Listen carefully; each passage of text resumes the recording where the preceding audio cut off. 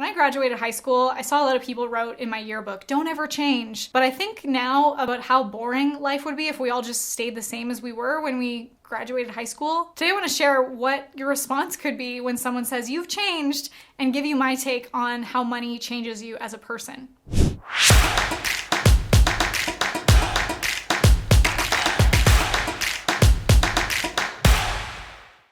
I think every entrepreneur and non-entrepreneur at some point is going to have that person that challenges them saying, you've changed. Like when you've gone through personal or career development, sometimes your growth can expose other people's insecurities because your growth can either encourage them or trigger them. It can encourage them to grow with you or encourage them to defend areas that they may feel uncomfortable stepping out of their comfort zone. What you're showing them is possible just by example would require them to leave their comfort zone, which can be quite triggering for people at times. And if you think back to the person you were 5 years ago or even 1 year ago, how have you changed since then? Like in business or in life? And let me know in the comments below, because I know that my life a year ago, who I am today, is unrecognizable.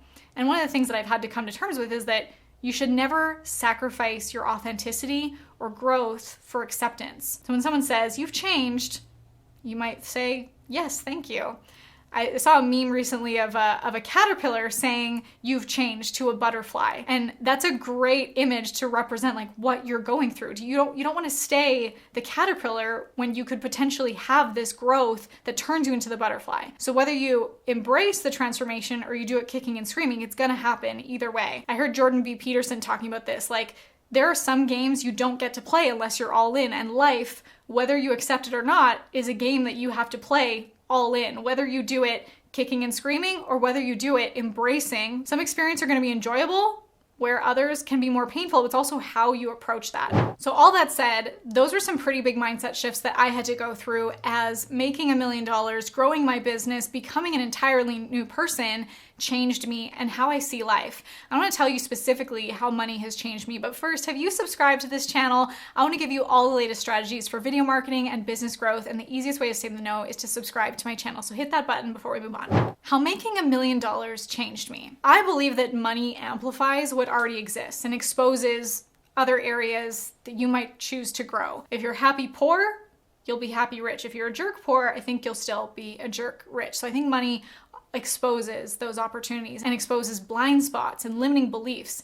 And some businesses won't ever make it because their leader will become the roadblock or bottleneck. One of the quotes that I love to live by is that your business will only grow to the level that you do. So I realized as I was scaling my business, I could only go as far as my beliefs will allow. And you're not typically aware of your subconscious beliefs. That's why they're called subconscious.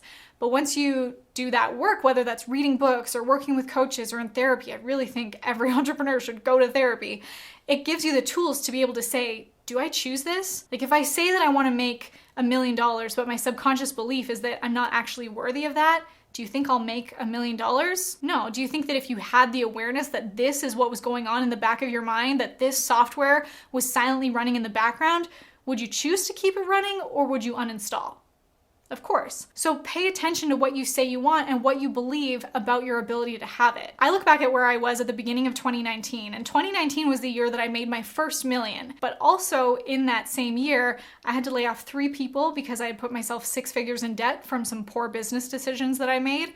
I also went through a divorce, and other relationships fell apart around me as a result of that. So if I go back and dissect who is the person that created that reality, and it's so much easier to connect the dots looking backwards than forwards, I see where I was insecure. I see where I had money false beliefs. I see where I didn't trust myself to make decisions, so I tried to outsource decisions. I see where I was attracting people that validated my need for external self-worth, but that I didn't create sustainable happiness internally and instead relied on that from the outside. If you look at the identity of that person may certainly have success and achievements because the identity of that person was desperate for attention and desperate for love.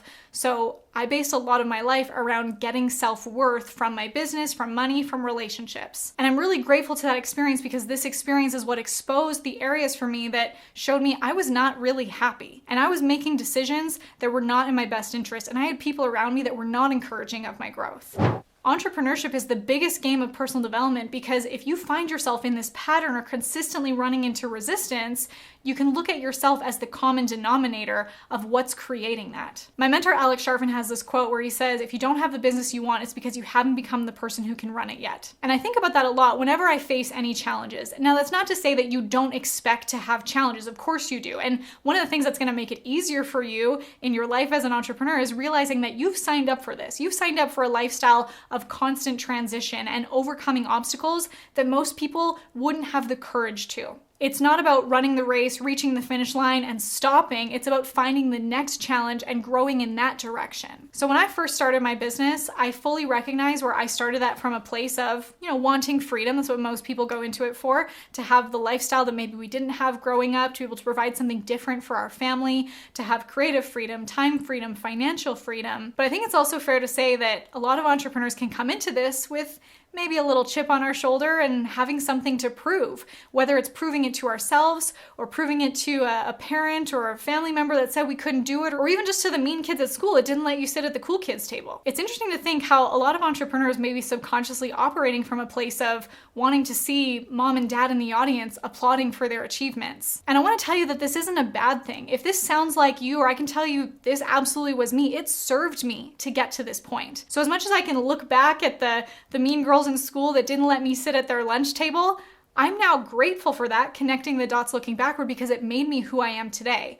So when I'm in challenges today, and although when you're in it, immersed in it, it can be really painful and you can have shame or guilt or fear, think about what it's qualifying you for in the future, what this lesson is bringing you to right now and showing you where to point your attention for the next level of growth. Earlier in 2020, when I was going through a lot of therapy after going through a divorce and putting my life back together after that, this is what exposed me to this. This is where I learned where I was operating from, that a lot of my business I built from a place of having a chip on my shoulder and trying to prove something, which can be a really great motivator, but at some point you start to realize there's more to this, and how sustainable is it to keep growing from a place of pain instead of a place of passion? So I needed to consciously switch my fuel source. And I'll tell you that doesn't happen easily, and that's just one of many layers.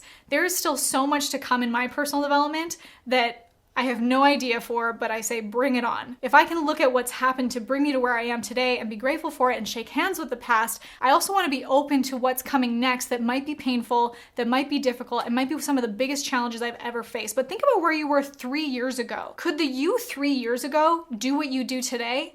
You're probably unrecognizable, and you've had to qualify yourself to get to where you are today. So the challenges you're facing now, whether you're growing $1 million business or you're running a family or you're building your relationships, what you're experiencing now is challenging you for the next steps. And that's something that I had to realize as an entrepreneur, is that that's what I have signed up for. When I was constantly hitting a ceiling and could never break past 6 figures, I knew that there was something in me that needed to change. I needed to rewire my money false beliefs. I needed to say no more often and have healthy boundaries. I needed to learn what was actually a healthy relationship and what was me seeking external approval. The only way to grow your business is to grow you.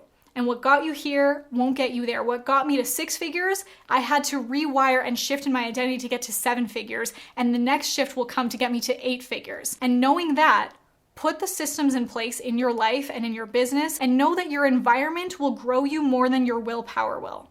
If you're ready to make the next big change in your life and business, one of my skill sets that I'd love to share with you is how to sell high ticket. And I'd love to actually give you access to my highest performing, most revenue generating campaigns that you can plug and play into your business to maximize your lead generation and sales. This is the marketing, the strategic, the tactical things that I've done to scale to 7 figures. And we'll also talk about the mindset stuff too. So click the link in the description below to attend my Hello to High Ticket training. Don't ever change.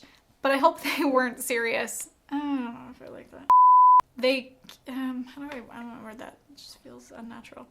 But I think about that now, how boring life would be if we all just stayed the same as we were from when we and other relationships fell, and that's the first layer. Okay, that's a weird transition.